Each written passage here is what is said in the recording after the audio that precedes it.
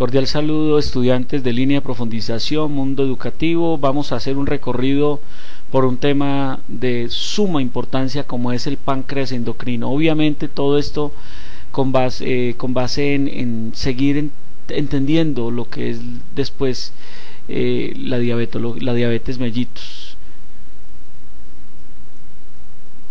Entonces, como una generalidad, recordemos que el páncreas tiene células endocrinas solo en el 1-2%, es lo que representa, lo exocrino es lo que más. Hay 1 millón de islotes pancreáticos y cada uno tiene 3000 células aproximadamente, y un mosaico glandular, hay varias células productoras de hormonas y péptidos.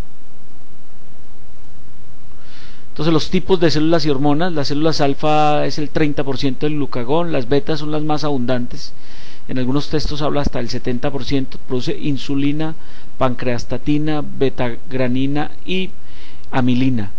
Células delta 10% la somatostatina, y células PP son los polipéptidos. Nuevamente los 4 tipos: células alfa glucagón, beta insulina, delta somatostatina y células F o PP polipéptido pancreático. Lo más importante, obviamente, a lo que nos vamos a dedicar todos nuestros esfuerzos es a las beta y a las alfa.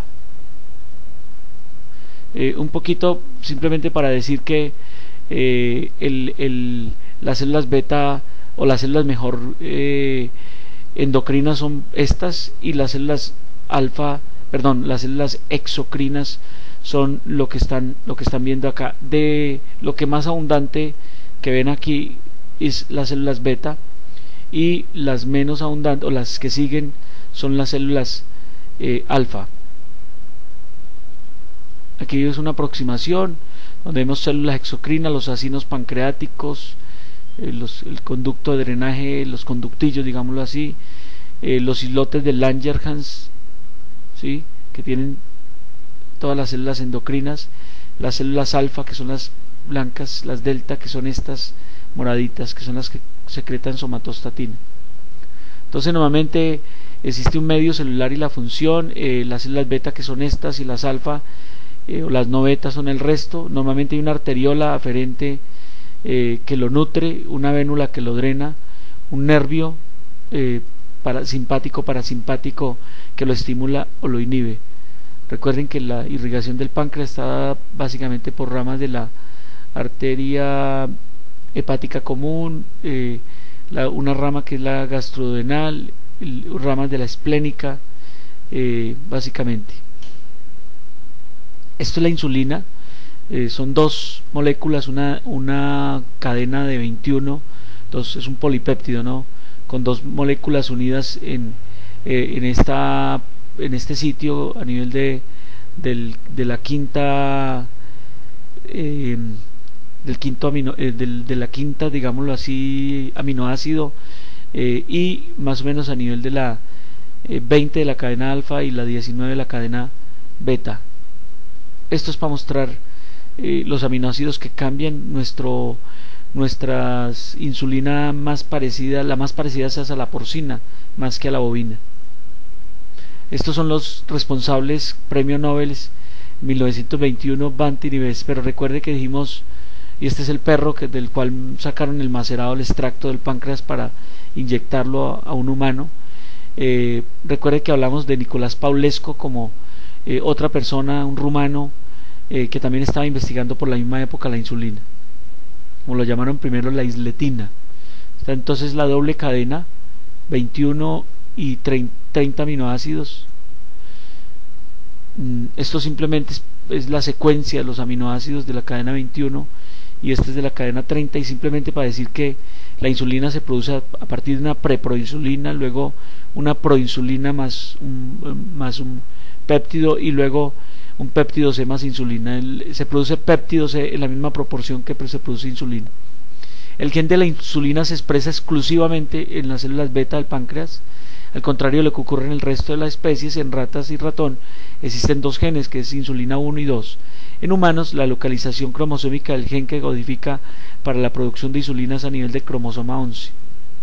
Entonces aquí está la proinsulina, con una doble cadena de cantidad de aminoácidos, que cuando se somete a una prohormona convertasa se convierte en proinsulina abierta, luego una carboxipeptidasa elimina dipéptidos y se convierte en desproinsulina y luego en insulina. Por la otra cadena, entonces, una prohormona convertasa 2 la convierte en proinsulina abierta, luego una carboxipeptidasa en desproinsulina y luego en un péptido C. Por eso es que se utiliza el péptido C para indirectamente medir los niveles de insulina, que es algo que no se ha podido estandarizar muy bien cuáles son los niveles normales de una persona de insulinemia. Esto simplemente es para explicar, esto es una célula beta pancreática, es cómo el consumir glucosa estimula la producción de insulina y es así, cuando uno consume glucosa, la glucosa se absorbe y va a la célula pancreática, que a través de un glucotransportador que se llama el GLUT2 ingresa a la célula. Esta por medio de una exocinasa se fosforila, digámoslo así, y entra al ciclo de la glucólisis y produce ATPs. Estos ATPs lo que hacen es proveer de energía los canales del potasio para cerrar los canales de potasio, y este cierre genera una despolarización de la membrana, lo que hace que se abren los canales de calcio para que el calcio entre al interior del citoplasma, y esto genera una respuesta positiva para producir la degranulación de los gránulos que contienen insulina y se produce secreción de insulina. Entonces, donde se cree que puedan haber problemas para generar la diabetes es acá, el otro posible sitio es ahí, a ese nivel, ese es el principal sitio que podría haber un defecto a nivel de célula beta para aparecer la diabetes. Esto en personas normales la insulina aumenta, el glucagón disminuye, simplemente para decir, cuando uno come, lo que hace es que la insulina aumenta y el glucagón inmediatamente disminuye. La secreción insulina es bifásica. Cuando uno consume glucosa, más o menos entre 5 antes de 10 minutos hay un pico elevado de insulina, luego baja y hacia los 40-45 minutos aparece un segundo pico, ¿sí?, de insulina. Esa es la secreción bifásica de la insulina. En los pacientes diabéticos se pierde el pico inicial para la producción. El mecanismo de acción de la insulina: entonces la insulina se une a una subunidad alfa del receptor que genera cambio. La tirosinasa activada fosforila varias proteínas y enzimas. El complejo insulina receptor se internaliza por endocitosis. Las proteasas descomponen la insulina y también el receptor. La insulina regula o la baja el receptor, da una especie de down regulation, reduce la tasa de síntesis de receptores, estimula en el Golgi y retículo endoplásmico y estimula la transcripción del gen para todas sus acciones. Esto más o menos es, entonces, la insulina se une a la subunidad alfa del receptor de la insulina. El receptor e insulina se internalizan y esto genera, esta es la subunidad beta. Lo que hace entonces es, por medio de una tirosinasa, genera una cantidad de señales que por una vía activan genes a nivel nuclear, genes que tienen que ver con fosforilación para la síntesis proteica, con fosforilación de proteínas, con síntesis de enzimas como la glucógeno sintetasa, y por la otra vía, que es esta vía, lo que hace es estimular lo que son los factores de reprime genes para factores de transcripción y produce crecimiento y expresión génica. Entonces la insulina por esta vía es una sustancia hiperproliferativa, y esto explicaría de pronto muchos de los problemas de los pacientes con síndrome metabólico, la misma cantosis nigricans, los tumores que están aumentados en esos pacientes. La insulina activa la síntesis de glucógeno, produce glucogénesis, activa lipogénesis, activa proteinogénesis y aumenta la síntesis de algunas proteínas como los glucotransportadores para que vayan a la pared de la célula y reciba la membrana celular y reciba la glucosa para que se internalice y la glucosa pueda seguir sus vías.